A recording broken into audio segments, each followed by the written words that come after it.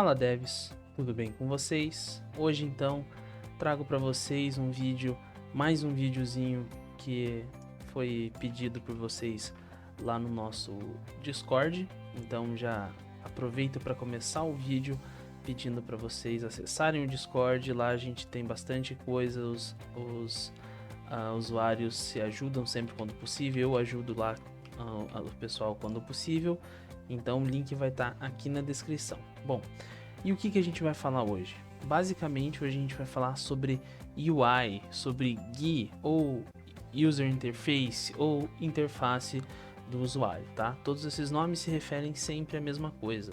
E o que seria a interface do usuário? Bom, interface do usuário é tudo que o usuário tem na sua tela para interagir, tá? Então realmente é uma interface do usuário. Por exemplo, no estúdio aqui do Roblox, aqui que eu estou mostrando aqui para vocês, o que seria a interface do usuário? Bom, seria justamente isso, ó, Explorer, as propriedades, né? Todo esse Explorer nosso aqui, que a gente vai clicando e mexendo nessas coisas, tudo isso aqui na verdade, é um conjunto de coisas, né? Que no final chama interface do usuário. Tudo isso aqui é interface do usuário, tá? E a gente consegue então, dentro do Roblox, trabalhar com interfaces de usuário. No Roblox a gente tem três tipos, basicamente, de interface do usuário, tá? Então eu vou criar aqui algumas. A primeira é a mais básica e aqui é a mais utilizada, que é a Screen GUI, tá? A segunda chama Billboard GUI, tá? E a terceira que a gente tem dentro do Roblox é Surface GUI, tá? Bom, e qual que é a diferença entre cada uma delas? Bom, a diferença é bem simples e até o próprio nome já diz pra gente o que cada uma faz, tá? Bom, primeiramente, Screen GUI. Como o próprio nome diz, é a interface do usuário que fica na tela, tá? Então tudo que for interagir aqui com o usuário na tela, sempre quando eu quiser colocar coisas na tela, eu sempre vou criar então uma Screen GUI, tá? Bom, e aí eu tenho o Billboard GUI, né? Que é justamente ele criou esse quadradinho aqui para mim. O que é o Billboard GUI? Bom, o Billboard GUI é justamente uma GUI, uma interface de usuário que ela não vai estar na minha tela, ela vai estar no mundo, tá? No mundo 3D, é uma interface que vai estar no mundo. Um exemplo de interface no mundo é de algum vídeo que eu até vou deixar aqui em cima para vocês. É aquele nosso Proximity Prompt, né? Que a gente chega perto de um objeto e ele aparece uma guizinha pra gente lá mexer nela, tá? Então isso é o Billboard GUI. E por último, o Surface GUI, tá? O Surface GUI é o que menos é utilizado, mas que basicamente é o seguinte: eu vou colocar uma parte aqui. Então, inserir uma parte, eu vou colocar ela no Workspace, tá? Então, tenho essa parte aqui no Workspace, certo? Então, no Surface GUI, eu tenho uma propriedade chamada Adorn, tá? Tá aqui. Se eu clico aqui, olha só, ele faz esse efeito aqui no meu mouse e aí eu venho e seleciono essa parte. Então, o Adorn dessa Surface GUI está nessa parte. Uma outra coisa, tem o Always on Top, né? E aqui tem Face, ou seja, qual face, tá? No caso aqui, eu vou colocar no topo, na face do topo, na parte de cima da parte. Então, top, tá? Então, ó, vocês já viram que ele tá brilhando de um jeito diferente aqui, né? Mesmo sem selecionar. Bom, se eu colocar, por exemplo, adicionar um text label, que a gente já vai ver o que é, olha só, tá? Então, a gente consegue aqui dentro, né, ter uma GUI diretamente na parte, tá? Então, se eu pegar esse text label, obviamente, depois a gente vai ver certinho o que é isso aqui que eu vou fazer, mas eu vou dar um exemplo para vocês. Olha só, deixei ela totalmente aqui, escrito label, eu venho aqui, ó,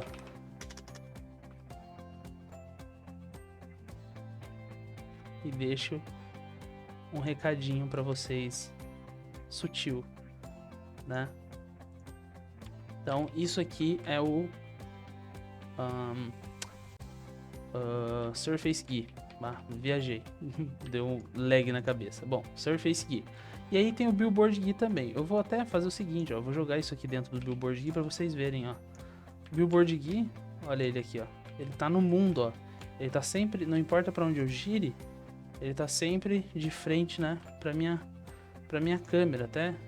Outra propriedade aqui no Billboard GUI é o Studs Offset, então depois eu também vou explicar isso pra vocês mais pra frente. Olha só, então pronto, eu coloquei ele mais pra cima e ele fica ali sempre pra cima, ó, no mundo 3D, tá? Eu, por exemplo, se eu vier aqui, eu vou dar um teste, se eu der play here pra começar a jogar nesse ponto do mapa, vocês vão ver então que com o meu personagem, né, a partir do meu personagem, a gente consegue ver, lá, essa billboard no mundo real, tá? Então ela fica aqui no mundo tridimensional. Assim como, se eu pegar aqui, eu vou copiar isso aqui e colocar no Surface GUI, tá? Coloco dentro do Surface GUI, né? E o Surface GUI, ele tá com a adorninho nessa parte, né? Só que a questão é a seguinte, eu tenho que colocar dentro do meu player, né? Então vou vir aqui em Players, go to GGG, Player GUI, Surface GUI, olha lá então. Na parte eu tenho essa minha GUI, tá certo? Então, basicamente essas são as três principais, né, e únicas que a gente tem dentro do Roblox. Bom, dentro então dessas GUIs, a gente pode utilizar vários objetos para a gente construir a nossa interface do usuário, tá?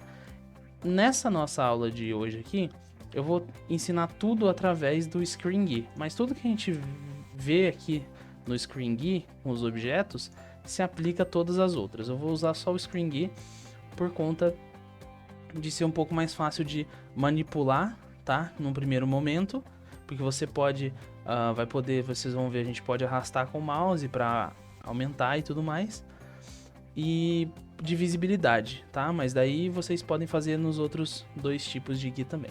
Bom, quais são os principais objetos, tá? O que eu vou falar aqui? Bom, os primeiros objetos são os objetos base, que eu chamo assim, tá? São os objetos que não necessariamente eles não são feitos para interação. E quais são eles? Bom, seria o frame, olha só, o frame. O que é o frame?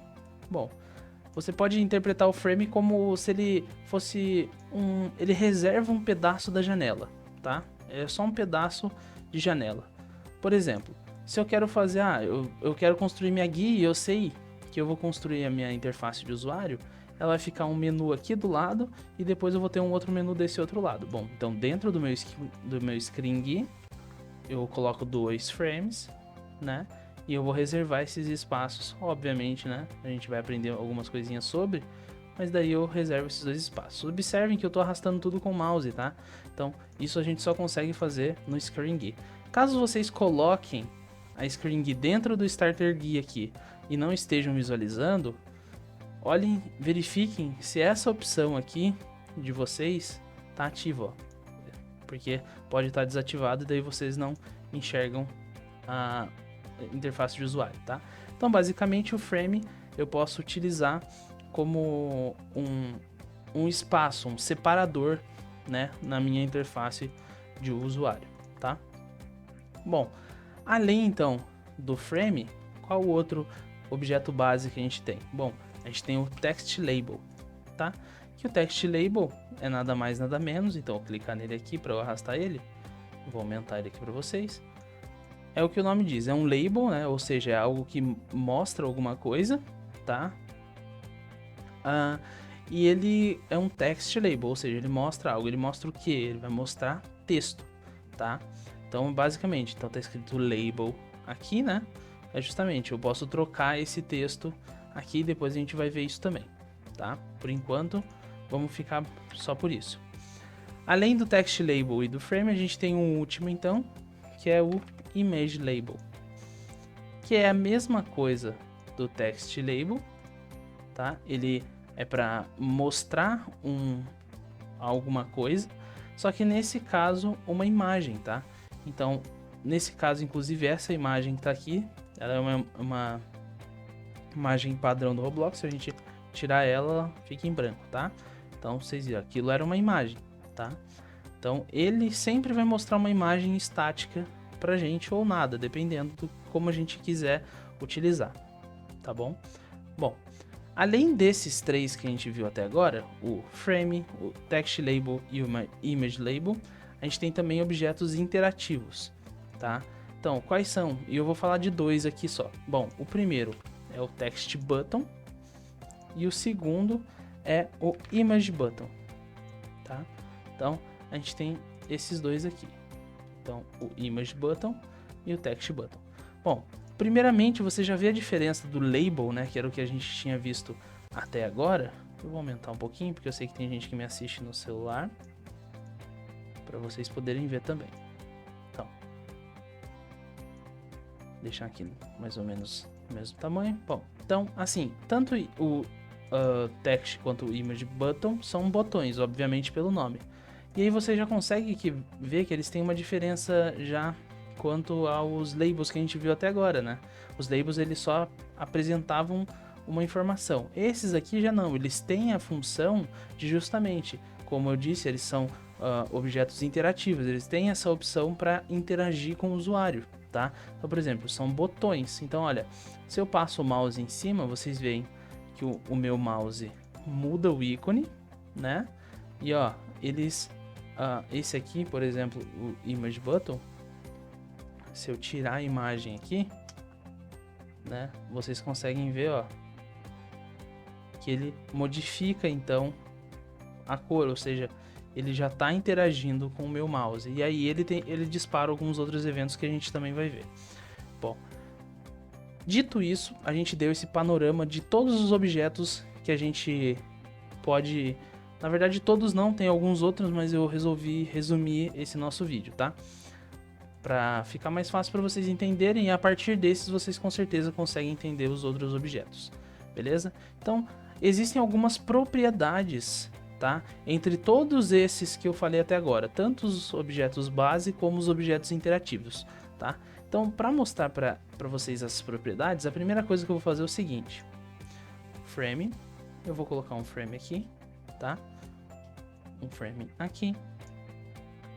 E aqui eu vou colocar um text button para exemplificar para vocês.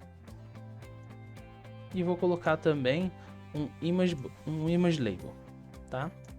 Então eu tenho três objetos que a gente viu aqui, cada um ali diferente do outro, belezinha? Dito isso, então, o que eu quero fazer aqui? Bom, eu quero mostrar para vocês que esses objetos têm algumas propriedades em comum, tá? E essas propriedades são as que eu vou mostrar para vocês agora, tá? Quais são essas propriedades? Bom, se a gente vier aqui e clicar no frame, por exemplo, e vier em propriedades, as propriedades que eu quero falar com vocês nesse momento. Size, tá? Que assim como parte, né, como objetos no mundo 3D, os objetos na nossa GUI também tem size, que é tamanho, tá? Só que o size aqui, ele é um pouquinho diferente, tanto o size quanto o position, que é o posição, beleza? Então, ambos têm,